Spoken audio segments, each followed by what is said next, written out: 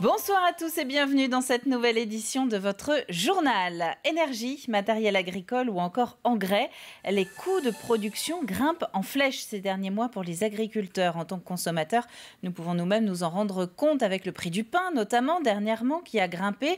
Une tendance à la hausse qui impacte le quotidien des éleveurs et des céréaliers du département. Pierre Dalicieux. Après les moissons, le labour, vient le moment de semer le blé et cet agriculteur est en plein travail. En agriculture conventionnelle, toute l'année est rythmée par les interventions dans les champs. On va semer aujourd'hui, demain on va désherber cette parcelle pour qu'elle soit indemne d'adventice. Et ensuite au printemps on va commencer par mettre de l'engrais, ensuite des fongicides pour les maladies et insecticides si jamais on a des attaques de pucerons. Et pour avoir une culture, une récolte saine et en quantité et en qualité pour pouvoir la vendre l'année prochaine.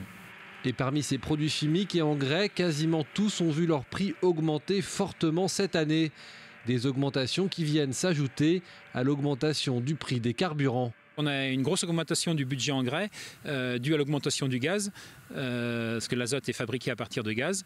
Donc on a des coûts aujourd'hui, l'azote a triplé voire quadruplé dans certaines formules d'azote. On a aussi le fioul qui augmente énormément sur nos exploitations. Le gaz justement pour les collègues qui ont du maïs à sécher, c'est la récolte du maïs en ce moment et du maïs à sécher avec des coûts qui explosent dans tous les domaines. Et ensuite le matériel agricole avec l'augmentation des matières premières type ferraille, aluminium et composants électroniques, du matériel agricole qui va augmenter l'année prochaine. Seule consolation cette année pour les producteurs, le prix du blé à la vente qui a augmenté également. Une tonne de blé qui est passée de 175 € il y a quelques mois à 250 € aujourd'hui. En cause, une mauvaise récolte au niveau mondial qui fait monter les cours. C'est mon reste qui est en stock et qui vaut aujourd'hui autour de 250 €, mais j'avais commencé mes ventes il y a un an à 175, donc ma moyenne d'exploitation sera autour de 210-215 €. Et on peut aussi vendre du blé pour l'année prochaine, autour de 220 €. On a des prix pour du blé qu'on sème aujourd'hui, on peut l'engager sur des prix à 220 € pour l'année prochaine. Et on le fait parce que si la récolte prochaine et mondiale est très correcte, on peut se retrouver avec des prix beaucoup plus bas, du 160, du 170 € à la récolte l'année prochaine.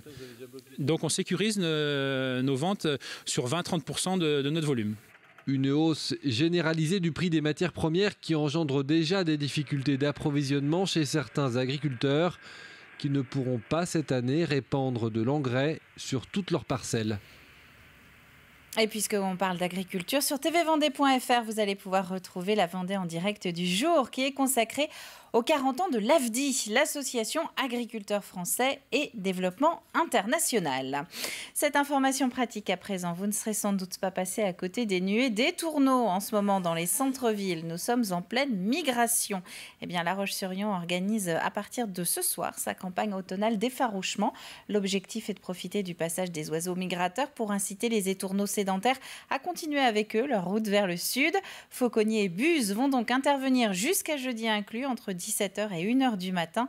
Quelques fusées seront également tirées en parallèle. 8 mois après sa création, l'association ADEPLI 14 a battu le rappel en fin de semaine dernière. Pour mémoire, elle a été créée par un habitant de Fougeray pour défendre et promouvoir la ligne ferroviaire 14, aussi bien pour le transport des passagers que pour celui des marchandises. Une voie interrégionale entre les Pays de la Loire et le centre Val-de-Loire qui dessert en Vendée les Sables-d'Olonne, la Chaise-le-Vicomte, Chantonnay, Pouzauges ou encore Saint-Mémin. La ligne est sous-exploitée depuis de nombreuses années et en plus elle n'est pas assez entretenue puisque maintenant on ne peut plus faire passer des trains de fret sur cette ligne-là, dû au manque d'entretien depuis des années. Il y aurait sûrement des possibilités de faire passer des trains de fret sur cette ligne, bien sûr. Il y a les carrières qui sont pas loin dans les Deux-Sèvres. Il y a une grande cavaque à Fougeray qui existe, qui était connectée sur le réseau et qui est pu utiliser depuis de nombreuses années non plus. Un appel à la solidarité à présent. L'initiative nous arrive des herbiers. Elle est destinée à soulager une partie du quotidien des femmes qui subissent une chimiothérapie. Le traitement entraîne souvent la perte des cheveux et se protéger la peau mise à nu coûte cher. Cette entreprise vendéenne propose donc aux couturiers et aux couturières de donner un coup de main. Alexia Janet. Donc on essaye de faire un point qui ne soit pas trop serré pour pas que ça serre de trop au niveau de la tête en fait. Soutenir la lutte contre le cancer, ça peut se faire avec un simple bout de tissu.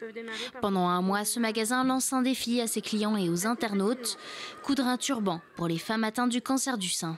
À savoir qu'il y a environ 600 Vendéennes à l'année qui sont touchées par le cancer du sein. Donc nous, l'objectif, on aurait aimé récolter environ 600 turbans comme ceci.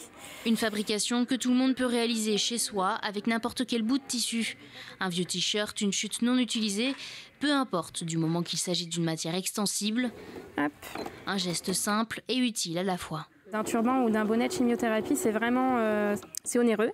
Donc c'est vrai que nous, pour nous, c'était logique en fait de participer de cette façon-là, de pouvoir coudre des turbans, de mettre en fait notre savoir-faire au service des personnes malades et de manière bénévole en fait. Si on peut avoir des belles choses dans ces moments difficiles, c'est aussi bien. Et pour aider les novices, la boutique a même mis à disposition des tutos, écrits et vidéos. Les patrons, on les trouve sur le site internet. Mais aussi sur les supports comme Facebook et puis je pense qu'il y a eu une diffusion là-dessus. On peut même le demander en magasin.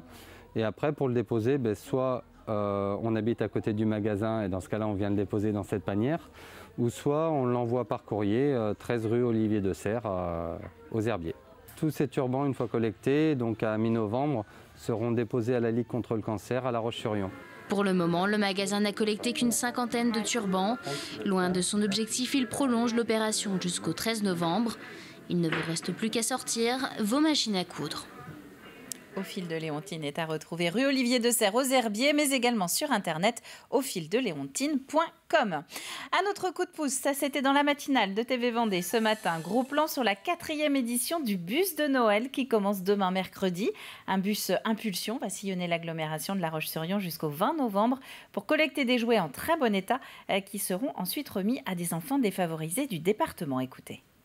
Il y a des gens qui vont acheter directement pour venir mener auprès du bus de Noël des jouets, ou alors effectivement c'est tous les jouets que nous avons tous dans nos placards, qui ont servi à nos enfants mais qui sont derrière remis un petit peu en remise. Et bien plutôt que d'aller les mettre effectivement dans les déchetteries, je pense qu'elles trouveraient bien plus leur utilité auprès du sapin de Noël des enfants qui en ont besoin, qui sont dans des conditions défavorisées. Et bien mettons-nous-y tous pour leur permettre d'avoir un joli Noël. Les peluches, on évite parce que évidemment c'est au contact, donc c'est peut-être plus délicat. Aussi, ouais. Par contre tout ce qui est joué, évidemment, jeux en bois, jeux éducatifs, jeux sportifs, eh bien tout ça nous l'accueillons avec plaisir parce que je vous rappelle derrière c'est des enfants qui vont pouvoir en profiter. C'est une seconde vie pour ces jouets dans l'ère du temps du recyclage, je vous l'avais dit, et là c'est du bon recyclage, c'est aussi la manière de redonner bien une capacité à ces jouets et surtout donner du plaisir aux enfants. Quelques images du bicentenaire de la mort de Napoléon à présent. La première partie s'est tenue ce week-end à La Roche-sur-Yon. Il y a notamment eu ce tournoi d'échecs géant organisé au ciel, une simultanée au cours de laquelle 4 grands maîtres des échecs ont affronté 100 joueurs, à des membres des clubs d'échecs de Vendée, mais également plus largement des Pays de la Loire. Je suis venu pour voir justement des grands maîtres. Moi, j'en avais jamais vu, j'ai commencé les échecs il y a un an. Donc c'était aussi l'occasion de voir des grands joueurs. Et après, encore plus de jouer contre eux. Donc c'était vraiment sympa. Ils étaient très forts, mais ça va. J'ai réussi un petit peu à tenir. Le seul problème, c'est que toutes mes actions, avant que je commence l'action, ils les avaient déjà bloquées. Donc j'ai l'impression qu'ils lisaient dans mes pensées. J'étais vite battu, pas de problème. Mais on ramène des souvenirs dans notre tête exceptionnels, quoi. Jouer contre des grands maîtres comme ça, c'est sacré souvenir, quoi. Et on termine ce journal avec cette attaque de zombies qui a été repérée du côté de Saint-Paul-en-Parais. Une attaque planifiée par les organisateurs de la Farfa des Raids, grande course d'orientation nocturne qui a réuni 300 participants. Le tout dans une ambiance Halloween plus vraie que nature. Pierre Dalicieux.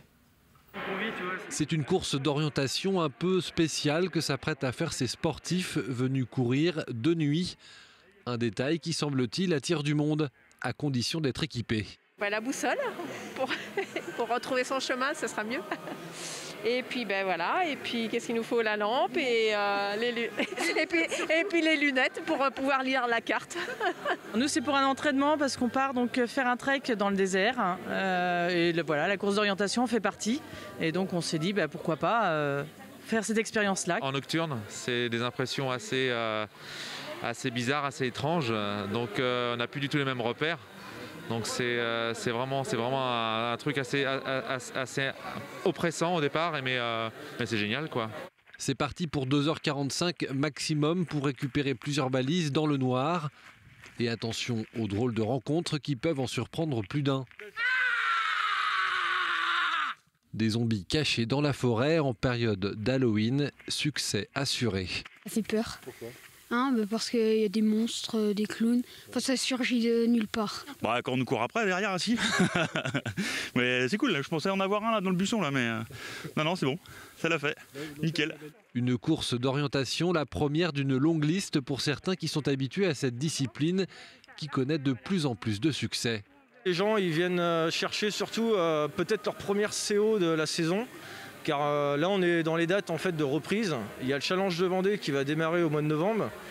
Donc c'est plus une remise en jambes et un bon moment convivial autour de passionnés de ce sport qu'est la course d'orientation. Halloween en jogging, une façon originale d'allier le sport au divertissement. Et c'est sûr qu'on court plus vite avec un zombie derrière soi. C'est la fin de ce journal. Merci à vous de l'avoir suivi. Le prochain rendez-vous avec l'actu vendéenne, c'est dès demain matin à 7h avec Alexandre Debray. Très bonne soirée à vous tous. À demain.